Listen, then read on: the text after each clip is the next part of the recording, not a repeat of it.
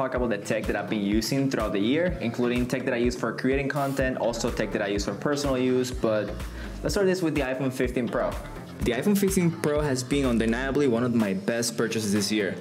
I mentioned it before in other videos, but one thing about this phone that makes it very different from the iPhone from last year is the amazing titanium frame. Not necessarily like it's a very new feeling coming from Apple products, but it's noticeably more comfortable to hold. And without a case, it has been lately my way to use this phone. Adding to that, we have now a 48 megapixel amazing camera with HDR5 that is able to take pictures with amazing colors. Also add to that great video capabilities with the use of ProRes log. Adding to that setup, I have the AirPods Pro. This set has to be with me at all times. I carry them everywhere I go. Mostly when I go to the gym or I'm in the go, I use them, but if I go to the office, I typically have a different setup. For this, unfortunately, I'm still using the lightning cable. It still doesn't match very well with my iPhone since it's Type-C, and I would like to eventually have a one cable to do everything. But in the meantime, it works. I don't have enough reason to justify the new purchases for the Type-C, but in the meantime, it works incredible, and I think it's the perfect set for everyone that has an iPhone. And now, these set of headphones to me are the superior when it comes to noise cancellation and clear sound. The Sony XM5 provide top quality audio, especially for the price, which is around $300. This is what I currently use when editing or when I'm in the office. I will remain using the XM5 at least until the new generation of AirPods Max is available, but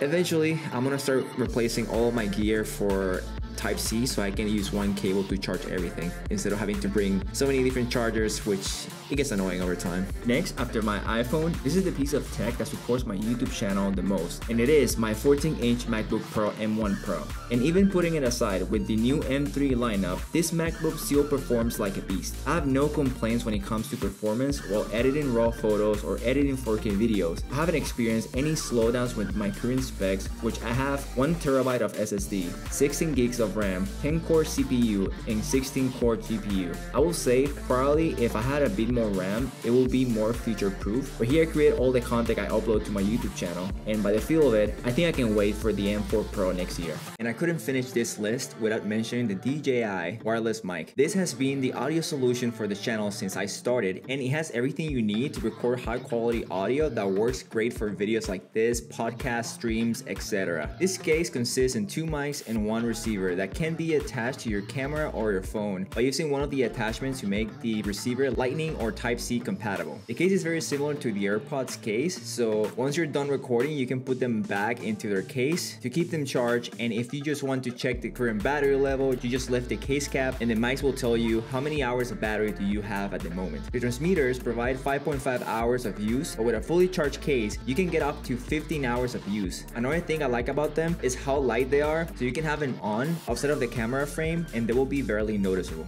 Next in line, I have the Apple Watch Ultra. I have talked a lot about this one, but I cannot deny that it has become one of my favorite Apple products to date. This watch was marketed as the perfect watch for people that like the outdoors and extreme activities, but I still find that this product is for a much wider audience. Just taking in consideration the incredible battery it has, I get typically 2 days and a half of battery life while tracking my sleep and daily workouts. Adding to that, the screen size, the much rugged design, and the sapphire screen for anyone coming from the series lineup. I'm still using the Alpine loop that came with the watch and it's still holding pretty good. Now to complete my list, I can forget to add my Switch OLED and PS5.